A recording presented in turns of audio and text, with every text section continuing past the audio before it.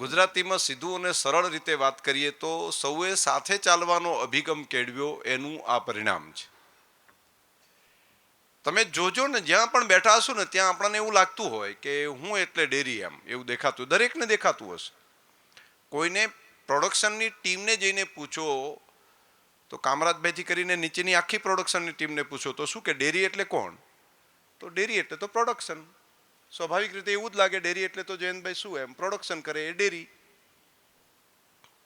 ભાઈ ઉત્પાદન અમારે કરવાનું છે એટલે ડેરી એટલે અમે. પરંતુ થોડા સમયની પાસે જઈને તમે બિપિનભાઈને જઈને એમની ટીમને પૂછો,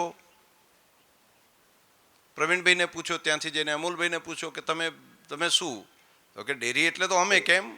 ડેરી બનાવવાનું કામ અમે કરીએ છીએ એટલે ડેરી એટલે તો પ્રોજેક્ટ ટીમ, એમ એટલે અમે એટલે ડેરી. આવું સ્વાભાવિક લાગતું હોય, એમને લાગે કે ભાઈ અમે એટલે ડેરી. અહીંયા આપણા અકાઉન્ટ વિભાગમાં બેઠા છે બધા, એમને જઈને પૂછો તો કે એ બધું બરાબર, પણ પૈસા આપવાનું કામ તો અમે કરીએ ને, એટલે ફાઇનાન્સ, અકાઉન્ટ અમે જ્યારે ધ્યાન રાખીએ છીએ ત્યારે પૈસા પહોંચે છે, અમે એટલે ડેરી. પછી ડૉક્ટર ભાનવડિયાજી ને કરશનભાઈ ને એ બધા, નારણભાઈ ને વિનોદભાઈ ને એમને બધાને પૂછો તો એ હોય હરિભાઈ ને એમ બધાની ટીમ, તો એ બધા એવું બોલે કે ભાઈ બધું બરાબર પણ દૂધ તો અમે લાવીએ છીએ ને, એટલે અમે એટલે દૂધ છે તો તમારી ડેરી છે ને, તો દૂધ છે એટલે ડેરી. હું ઘણી વખત બેઠો બેઠો વિચારતો હોય કે આવું બધા નહીં વિચારતા હોય, બધાને આવું નહીં લાગતું હોય, બધાના મનમાં એમ થતું હશે કે ના ના હું એટલે ડેરી. આવો ભાવ દરેકને આવતો હશે.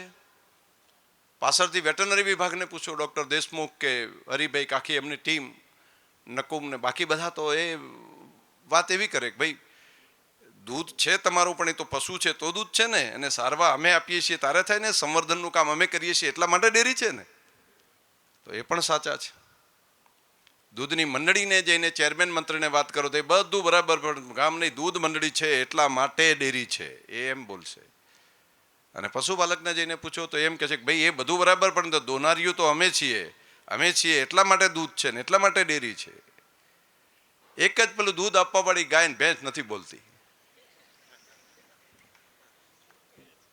હવે એમનું શું યોગદાન છે એ તો તમારે અમારે સમજવાનું રહ્યું.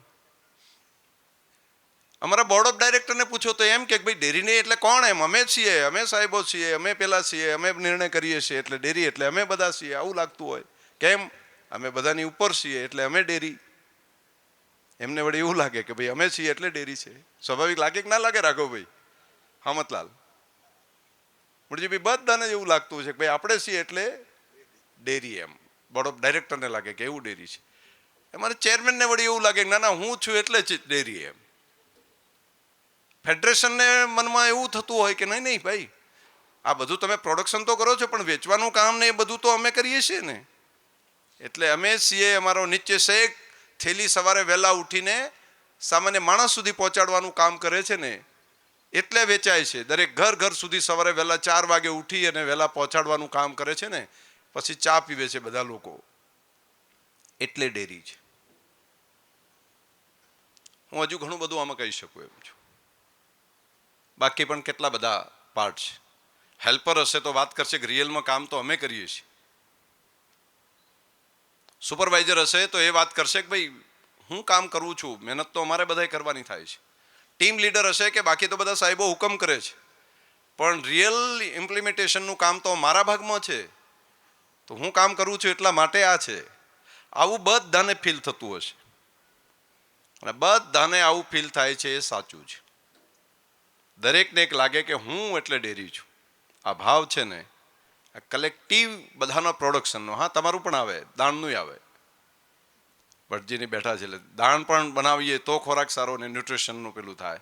બ્રીડિંગનું પણ એવું થતું હશે. મેડિકલ કોલેજમાં પણ બેઠા હશે કે ભાઈ તમારી ક્રેડિટ આ બધાને બીમાર છે તેને સાજા કરવાનું કામ તો અમે મેડિકલ કોલેજથી કરીએ છીએ ને, એટલે અમે છીએ.